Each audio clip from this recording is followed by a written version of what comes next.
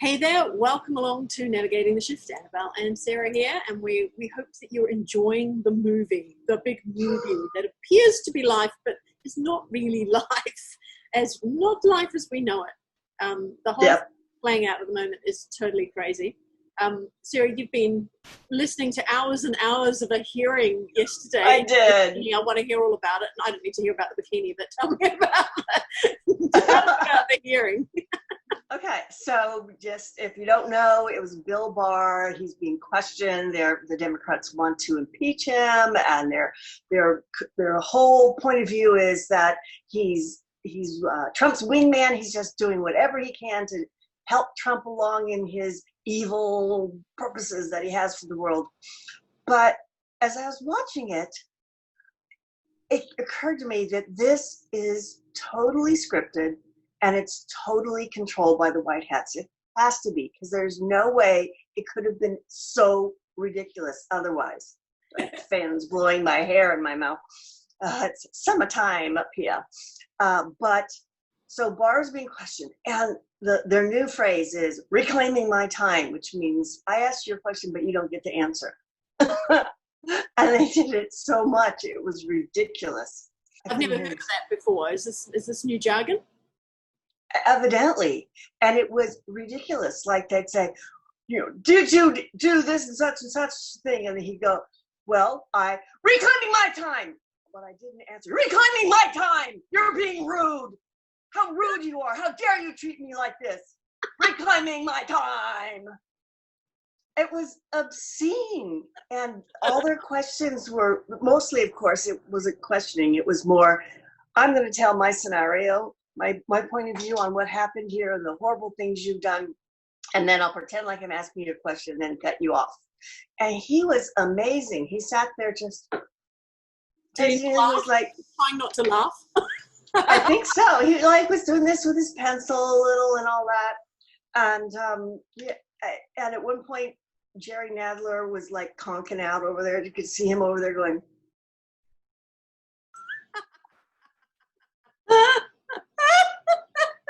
It was ridiculous.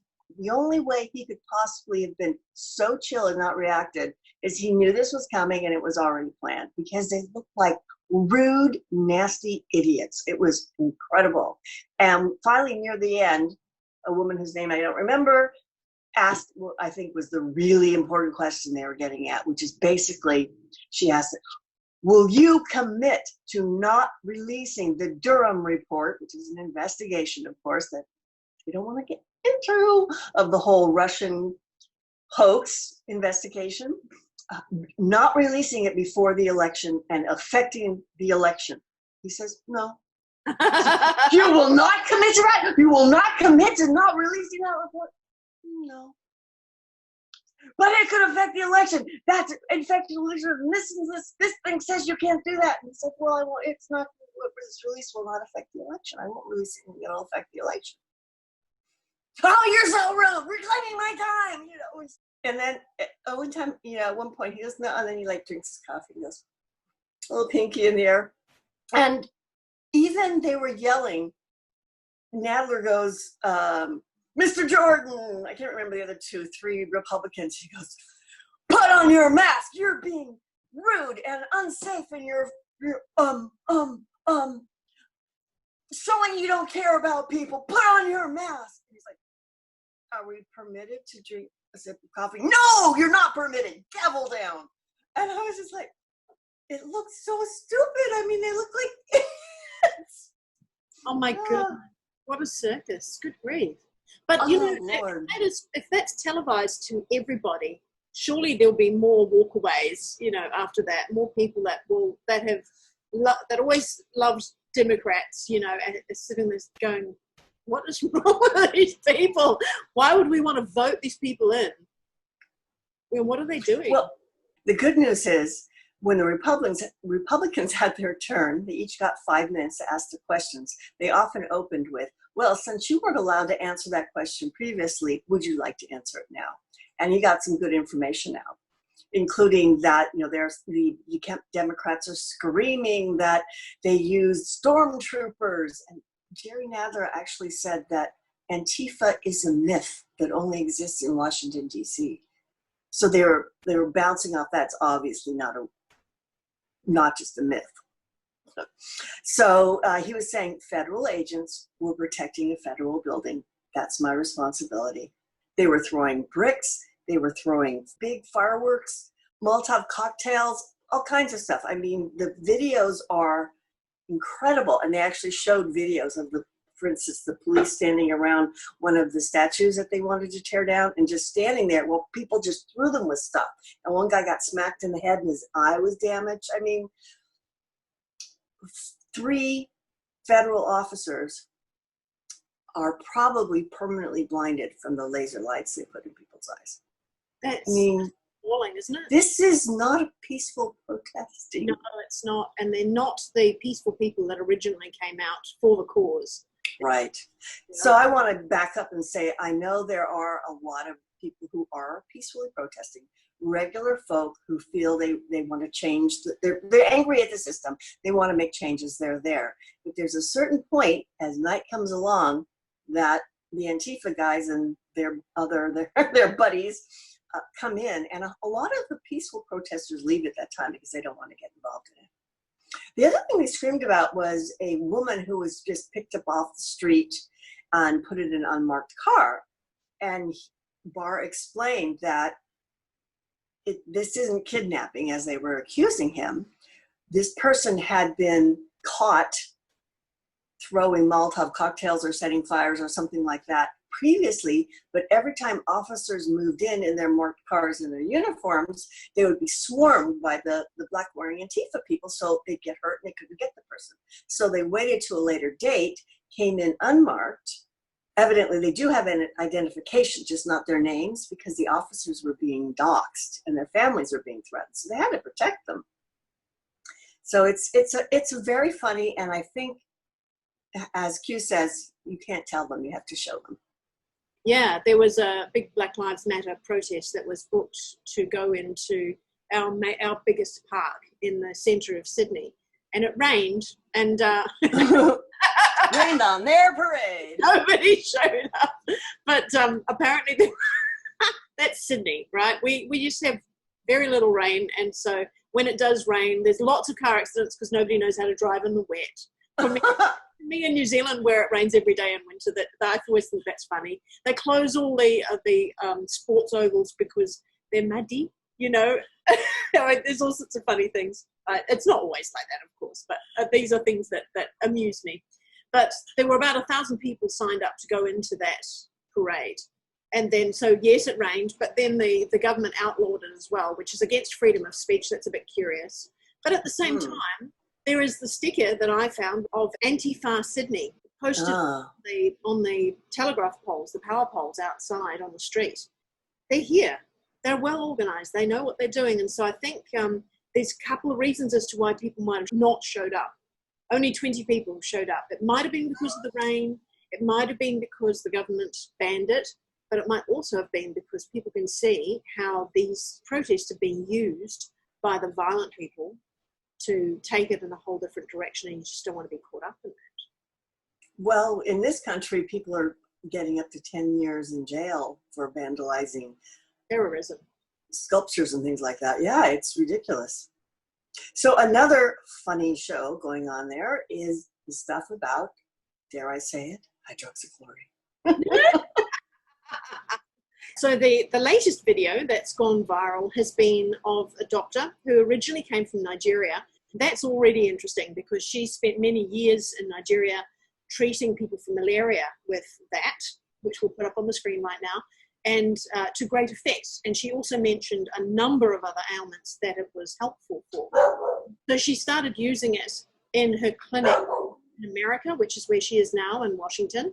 So she was talking in this video about how she had been treating people in America, 350 patients, 100% effective in curing the problem that we have at the moment. And she was getting very, very passionate about the fact that the scientists in the media are not accurately representing that knowledge, the truth of it, that you've got all these people saying, no, we need long double-blind studies. to double check on these things. She said, people are dying right now. We need to sort this out now. We are proving that it works. It's an old drug. It's lost its patent, of course, which means that nobody's going to make much money on it. And it comes out curing all sorts of things. You knew a bit more about it, eh? You saw the longer version. Well, she's actually a part of a group of 10 doctors, and I happen to follow 2 of them on Twitter, so that's how I knew this was coming out. They did a presentation. They did it again. They did it, and it was taken off of YouTube and censored. Then they went out in front of, I think, the Justice Department or something where they live, and did another presentation with not much media, and somebody with Black Lives Matter came over and was like, rah, rah, rah, you blah, blah, blah, blah, trying to interrupt it, and they just totally were chill and ignored the person, which drives them nuts, But then they did a video explaining the whole science. It's a long, complex video where they're explaining all the science, and they talk about some of the politics of it and the history of it, and they list report after study about it. So they're saying, there's unproved statements being made, but it's been proved. This medication has been used for 50 or 60 years. My sister's taking it because she lives half her life in West Africa. And it's a very common drug. No side effects, no problems, right? So the end result of all of this is that the censorship is becoming so blatant. That's great, isn't it? It's good. Donald Trump Jr. tweeted something about it. They shut down his Twitter account. Sidney Powell, who is Michael Flynn's lawyer, she knows what she's talking about. She got censored. And then today there was a hearing with the big tech guys coming in to Congress. And Twitter guy, old Jack Dorsey, didn't show up, but the other buffoons did. And what's really hysterical is at one point, one of the Democrats was reading his script, and he read his question, and then he read the other guy's answer, and then he started reading and then went, oops. That's not my line. Whoops, that wasn't my line. Oh, that's crazy. Oh my God. It's so scripted, it's so obvious.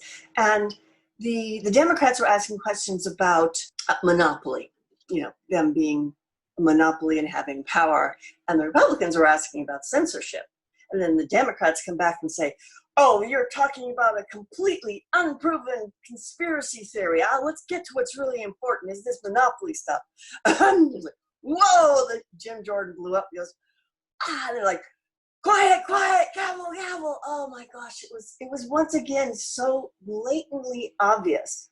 And then finally at one point, I think it was Jim Jordan, he cornered a guy from Google, can't remember his name, and he said, will you commit that you will not use the way you could manipulate your platform to help Joe Biden win the election? And he waffled around, we always do. No, I want to know right now, do you or do you not? Because these guys are under oath. Right. So if he says, okay, I commit, we do not, we of course says, we never have, we never will, don't worry about it, basically. But he got him to say, I will not do this. So if evidence comes out that they're doing it, boom, they're going down. Wow. Haven't they already gone down already? I mean, this is crazy. Yeah. The whole thing with Congress that apparently there are so many on both sides of the House are so corrupt that all of them need to go, basically. So even though, you've got people still siding with one party or the other, all of these people are corrupt in some way. Yeah, I agree.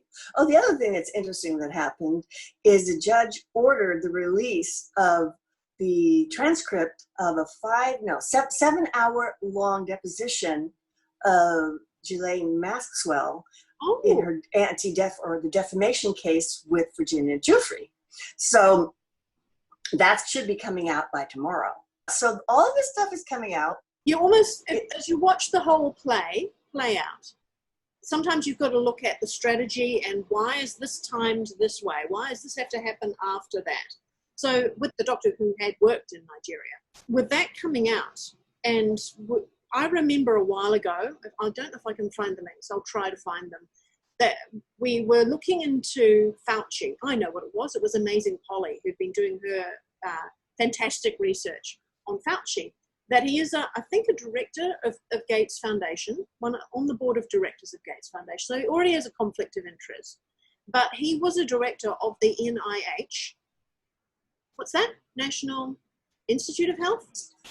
Yep. And they came out with a report in 2008 talking about how this drug I'm putting on the screen was completely effective in solving SARS-1. Now, this COVID SARS-2 is 70% similar to the original one. Anyway, it's just been engineered to be slightly different and more added proteins and things. So the fact that Fauci's standing there saying, no, there's not enough studies done, when it was actually him that signed off on the study that showed it was completely effective, is amazing. I think this is a reason why he's been put up in the spotlight, because none of us would have known who he was before this. Put him up in the spotlight and show that this is the man that has collected millions of dollars every year in researching cures for specific things, including HIV. And there have been 2 cases, one in America, one in UK, of HIV positive people going in with COVID into hospital, getting treated with this drug we're talking about, and coming out HIV negative. Exactly. Now, that might just be a surprise, but if it isn't, if they can prove that it isn't, and all this time, someone like Fauci knew about it, then man, is he in hot water. Even if it's over COVID, how many people have died when this drug, could have been used to save all those people? Wow. Yeah. Big stuff.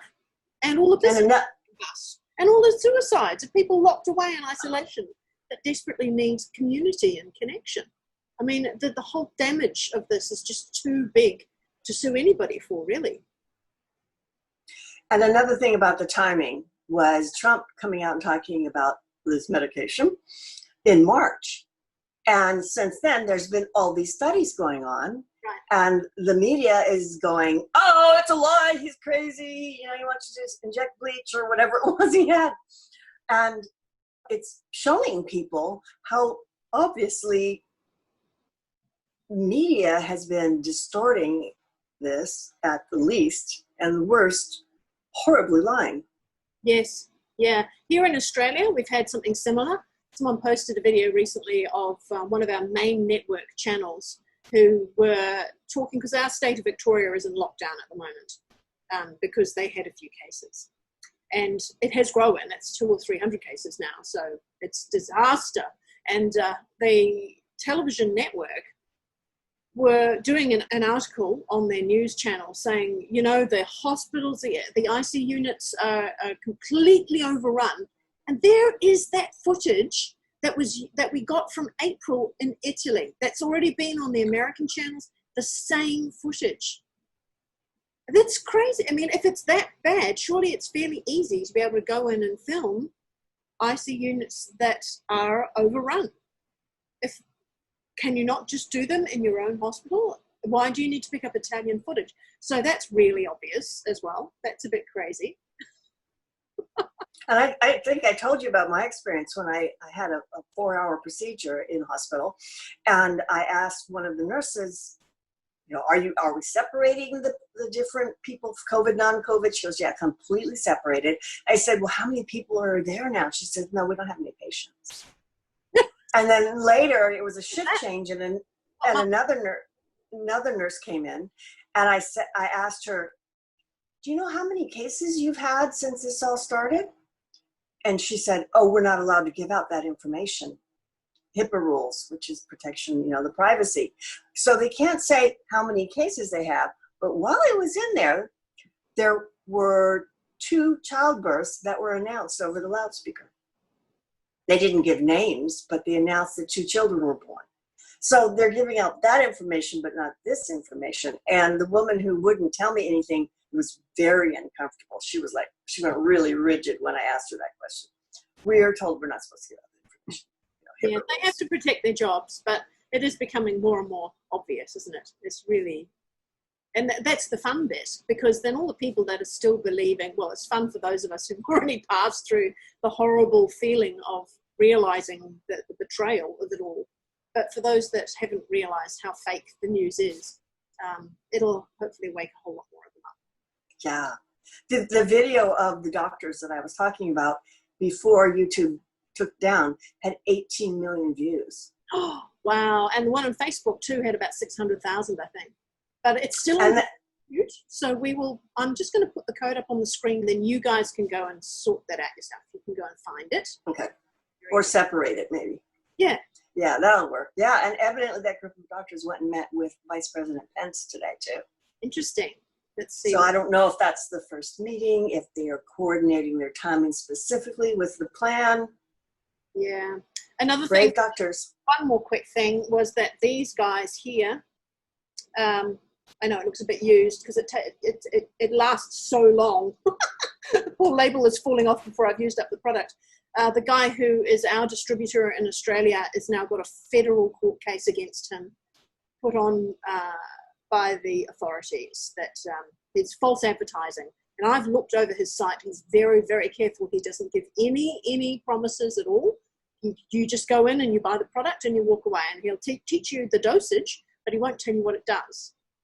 He's been very specific about that from the beginning, but the Genesis people in America have also been closed down. So you may have to look for alternative places if you want to try and find that product. I can personally vouch for it. I'm not a scientist or a doctor, but I've used it for a number of months to detox the body, and it is absolutely extraordinary. So me too. Yeah, I expect as the disinfectant that was mentioned a while ago that the media poked a lot of fun at. That is the product.